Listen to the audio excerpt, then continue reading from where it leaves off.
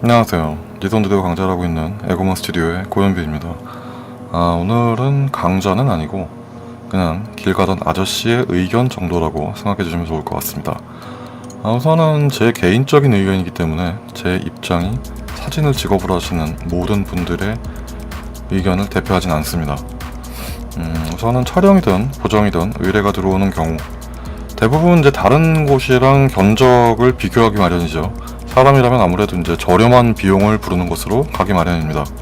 저 같아도 그래요. 우선은 이제 뭔가를 구매를 할 때 최저가를 검색해 보긴 하는데, 근데 그거는 같은 제품일 경우죠. 예를 들어서 뭐 같은 이어폰을 더 싸게 판다면 당연히 거기 가서 사겠죠. 예전에 스튜디오를 할 때도 그랬지만 퀄리티를 낮추고 저렴하게 좀 불러볼까 하는 생각도 몇 번 해봤어요. 근데 막상 작업을 하다 보면은 자기 스타일이 있기 때문에 일부러 퀄리티를 떨어뜨린다는 것 자체가 말이 안 되고, 그리고 또 그렇게 떨어뜨린 퀄리티의 작업물이 어딘가에 밖에 나갔는데 그걸 또 욕을 먹게 하고 싶지도 않고, 저 같은 경우에는 지나다니면서 이제 크게 출력이 돼 있는 광고 사진들을 유심히 살펴봅니다. 어디를 어떻게 했겠구나, 어디는 안 했구나, 여긴 좀 심하게 했네, 뭐 이제 그런 식으로 보면서 다니는데, 여튼 저는 가격 흥정을 하질 않고 그냥 일을 받질 않는 편이에요. 물론 뭐 저렴한 견적을 내는 곳에 퀄리티가 떨어진다는 얘기는 아니지만, 그렇다고 뭐 같은 작업을 제가 원치 않는 비용을 받으면서 하고 싶지는 않죠. 가끔가다 이제 아쉬운 사람들은 이번 한 번만 이라는 단어를 씁니다. 이번 한 번만 해서 잘 되면 너한테 우리가 할 모든 촬영과 보정을 너한테 맡길 거다 하면서 제 미래 인생 설계를 해주기 시작합니다. 혹하죠. 사람이라면 누구나 혹하게 됩니다. 그래서 저도 몇 번 찍어준 적이 있어요. 지인이었거든요. 지인이 아니라면 뭐 그런 유혹에 넘어갈 일이 없죠. 언제 봤다고 그런 모르는 사람이 하는 약속을 믿겠습니까? 대체적으로 이제 그런 말을 하는 사람들이랑 함께 하는 일은 잘 안 되는 경우가 많아요. 정말 열심히 해서 막상 그 첫 번째 레벨을 제가 클리어 하더라도 이번 한 번만이잖아요. 그 뒤로는 제가 그 자리에 없을 확률이 굉장히 높습니다. 누군가의 입에서, 특히나 술자리에서 그런 멘트가 나오는 경우 바로 저는 자리를 파하고 집으로 돌아오는 편입니다. 술김에 수락할 수도 있거든요. 술자리에서는 그냥 술만 드시길 바랍니다. 일 얘기는 정신이 멀쩡할 때 하시는 편이 좋아요. 그리고 대체적으로 이제 그런 자리 같은 경우에는 클라이언트 쪽에서 마련하는 경우가 많으니까 평소에 먹어보지 못했던 술과 안주를 주문해서 드시고 빨리 집으로 돌아가시길 바랍니다.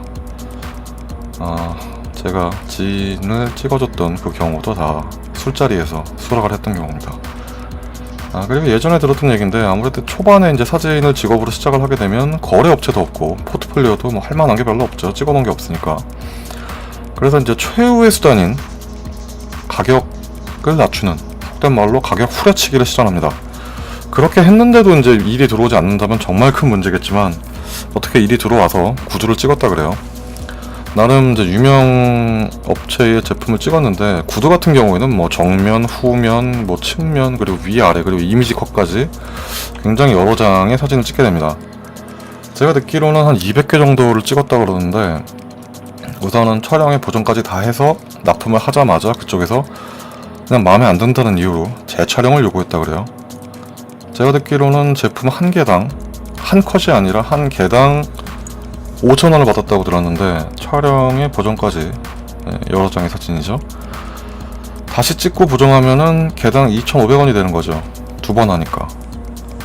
저는 예전에 제품 사진은 컷당 3만원을 받았었습니다. 비싸다는 분들은 당연히 계시죠. 왜냐면 싼 데가 더 많으니까요.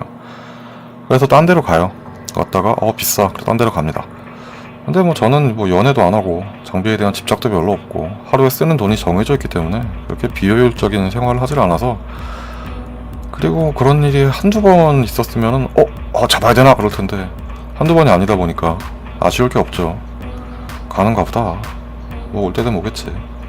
그리고 뭐 안 오면 어쩔 수 없는 거죠. 근데 그러다가 얼마 있다가 다시 옵니다. 다시 와서 딴 데서 촬영을 했는데 마음에 안 들어서 혹시나 너는 어떤가 싶어서 다시 왔다. 근데 내가 저기에서 비용을 지불하고 촬영을 했는데 쓰지 못하는 이미지가 나왔으니 그래서 내가 그걸로 인해 손해를 봤으니 깎아달라는 얘기가 나옵니다. 아니 내가 왜?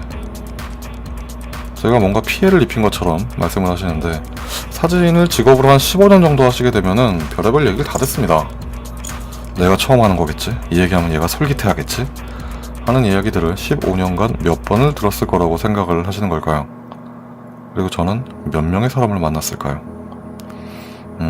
다른 쪽으로 좀 얘기가 빠지긴 했는데, 일단 가격 후려치기는 안 하시는 편이 좋은 것 같습니다. 개인의 입장에선 좋을 수 있겠죠. 개인이 이렇게 의뢰를 한다고 하면 가격이 싸고 하면 메리트가 있네 그러면서 좋을 수 있겠지만, 업체 측에서는 약간 좀 깔보는 느낌?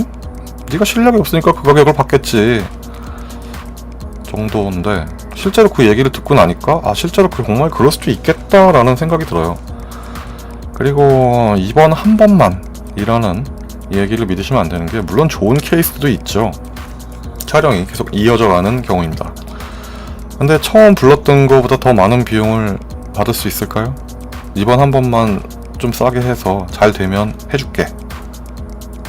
사진을 찍고 보정하는데 뭐 원가가 드냐? 사진은 90% 이상의 인건비입니다. 책상 위에 앉아서 엑셀 표를 만든다 그래서 뭐 원가가 드나요? 인건비죠. 사진을 직업으로 가진 사람은 거의 대부분 을입니다. 갑이 될 수가 없죠. 돈을 받아야 되는 입장이니까요. 근데 그렇다고 꼭 약한 을이 될 필요는 없다는 거죠. 을이라는 게 꼭 뭐 갑보다 못한 존재라든가 그런 건 아니잖아요. 단순히 그냥 내가 돈을 받고 내가 가지고 있는 서비스를 제공해 주는 거죠. 경쟁은 굉장히 치열합니다. 주 5일이 이제 정착화가 되면서 일반 직장인들도 부업이나 아니면 취미로 사진 쪽에 뛰어드는 경향이 굉장히 두드러지게 나타나고 있는데, 예전보다는 이제 진입 장벽이 굉장히 낮아졌죠.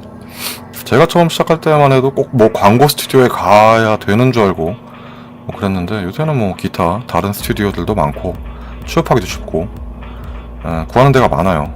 오픈하는 데도 많고. 근데 오픈하는 것보다 닫는 데가 더 많다고 합니다. SNS도 발달을 해서 이제 뭐 괜찮은 이미지들을 올려놓으면 알아서 연락이 오는 경우도 있어요. 이 치열한 틈바구니 내에서, 굉장한 레드오션 내에서 가격을 싸게 한다. 의미가 있을까요? 치킨 게임이죠. 간단하게 PC방을 생각해보시면 됩니다. 원래는 1,000원이었죠, 시간당. 근데 가격을 낮추고 여기서 700원, 그럼 난 여기선 600원, 그러다 나중에 100원짜리까지 나왔었어요. 그러다 이제 최근에는 다른 이제 곁가지 상품들, 뭐 음식이라던가 조리된 음식을 판다던가 아니면 뭐 거기만의 특별한 서비스를 한다던가, 사진도 마찬가지인 것 같아요. 하는 사람이 워낙 많으니까 사진택의 폭이 굉장히 넓어졌습니다. 뭐 이것만 전문으로 하는 사람, 아니면 뭐 이쪽에 색감을 굉장히 특이하게 내는 사람.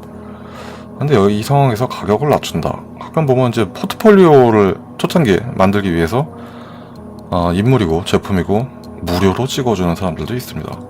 낮은 가격과 무료 경쟁이 될까요? 사진을 직업으로 하는 사람들이 되게 많긴 많아요. 근데 어차피 무료가 있기 때문에 가격으로는 승부가 안 됩니다.